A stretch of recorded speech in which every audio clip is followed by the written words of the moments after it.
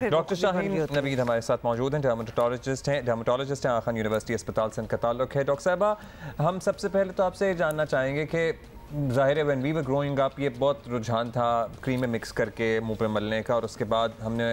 हालत भी देखी इन बच्चों की जिन्होंने क्रीमें महीनों लगाई, सालों लगाई, और बेड़ा गर्क हो गया जल्द का। अब क्या आगाही आ गई है, शऊर आ गया है, लोग नहीं ये क्रीमें लगाते, या अभी भी आपके पास ऐसे पेशेंट्स आते हैं जो ये क्रीमों के मुतासर होते हैं? बहुत शुक्रिया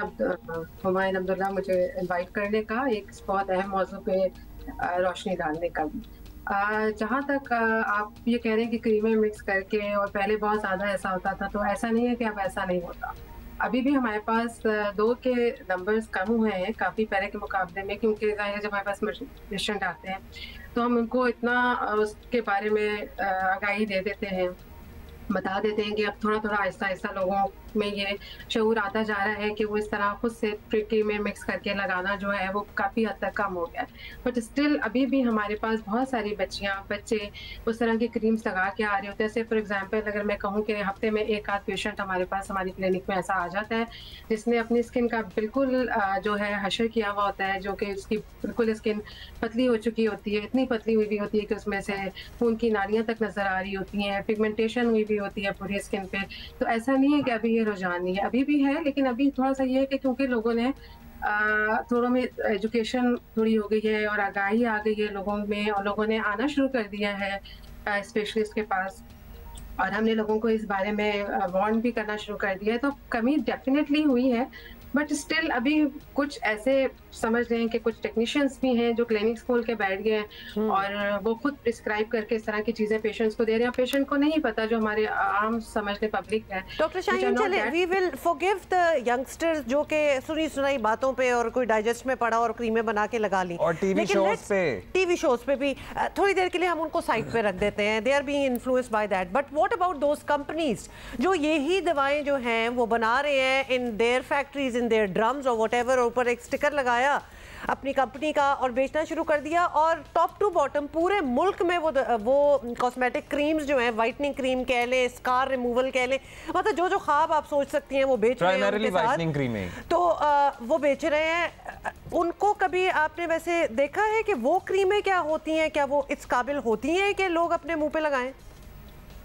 नॉट एट ऑल जी, ये बहुत बड़ा अलमिया है हमारे मुल्क का, नो डाउट कि यंग बच्चों की आप बात कर रही हैं, खवातीन भी हमारे पास आ रही होती है लगा के, और कंपनीज ज़ाहिर है वो अपना बिजनेस कर रही हैं, लेकिन जब तक हमारे अवाम को ये पता नहीं होगा कि वो जो चीज़ खरीद रहे हैं उसके अंदर है क्या, वो देखेंगे नहीं उसके इंग्रेडिएंट्स क्या हैं, और वो एक से सुना दूसरे से सुना, वक्ती तौर पे डेफिनेटली ऐसी क्रीम्स एकदम आपको बहुत इफेक्ट करेंगी फॉर अ मंथ और सो, लेकिन जब बाद में वो अपने साइड इफेक्ट्स के साथ नुमाया होती हैं चीज़ें बहुत सारी स्किन पे। तो देखिए, इसमें तो हमारे अवाम की आगाही और उनकी तालीम का होना बहुत ज़रूरी है कि उनको पता हो कि वो जो चीज़ खरीद रहे हैं उसके अंदर है क्या। तो वो ऐसी क्रीम्स बिल्कुल ना लें जिनके ऊपर कोई इंग्रेडिएंट्स नहीं लिखे हुए, और अगर इंग्रेडिएंट्स लिखे हुए हैं तो ये भी उनको पता होना चाहिए कि कौन से उसमें इंग्रेडिएंट ऐसे हैं जो उनको साइड इफेक्ट कॉज कर सकते हैं, जिनका अगर मसलन कौन से ऐसे इंग्रेडिएंट हैं डॉक्टर साहिबा जो कि यूजुअली इन क्रीमों में जो मिल रही होती हैं, गैर मयारी इस्तेमाल होता है, जो कि जल्द के लिए बहुत नुकसानदेह हैं?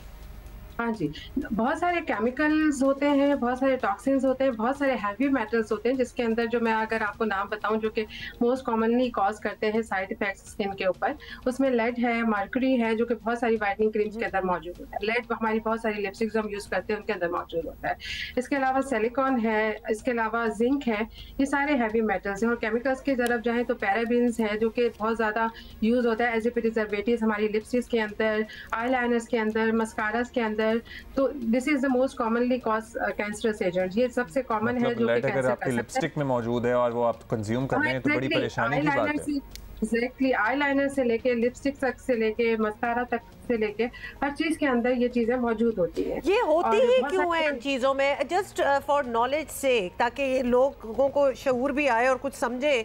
ये क्यों होती हैं कॉस्मेटिक्स में, ताकि एक्सपायर ना हो जल्दी? मतलब लेड क्यों कोई डालेगा? देखिए, पैराबेन तो इज फॉर लाइक प्रिजर्वेटिव के थोड़ी इसकी एक्सपायरी को प्रोलॉन्ग करने के लिए, बट जो हैवी मेटल्स हैं वो जो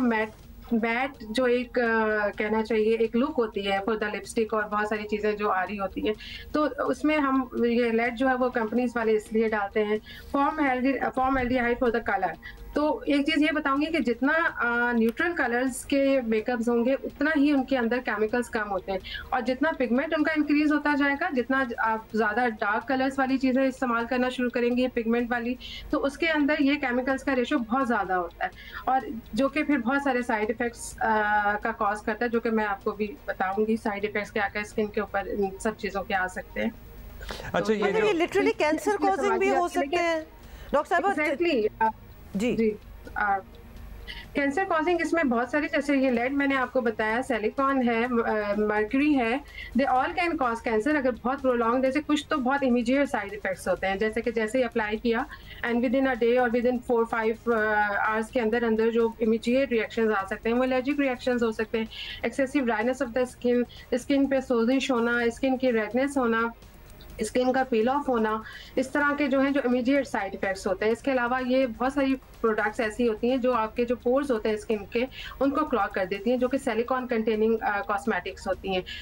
वो पोर्स को क्लॉग कर देती हैं, जो कि फिर एक्नी कॉज करते हैं फेस पे। ये सब तो इनके इमीडिएट इफेक्ट है। बट लॉन्ग लास्टिंग में अगर हम जाएं, अगर बहुत प्रोलॉन्ग यूज किया जा रहा है इन सारी चीज़ों को, तो ये स्किन के अलावा स्किन के कैंसर तो मेरे ख्याल में बहुत सारे लोगों को पता है कि इस तरह की प्रोडक्ट्स करती हैं। इसके अलावा अगर ये इनहेल कर ली जाए तो ये लंग कैंसर भी कॉज कर सकती हैं, और लेटर ऑन इनफर्टिलिटी का होना, लाइक बच्चे ना होना, ये भी इसका एक साइड इफेक्ट है। और कुछ स्टेरॉइड्स होते हैं जो इन्होंने क्रीम्स में डाले हुए होते हैं, उसकी वजह से अगर बहुत ज़्यादा अरसे तक इस्तेमाल किया जाए तो स्किन के जरिए उनकी एब्जॉर्प्शन होकर वो सिस्टम में जाके they can even cause diabetes and hypertension. Doctor Shaheen, thank you so much. आज के लिए हम, मेरा ख्याल है कि इतना ही रखेंगे, because that's a lot of information to absorb, and I think people who are watching जो बड़े आराम से, जस्ट बिकॉज ऑब्वियसली सस्ती होती है चीज़ और ईजियर टू बाय है, ले लेते हैं, this is going to be even costlier for you, क्योंकि बहुत हार्मफुल है आपके लिए।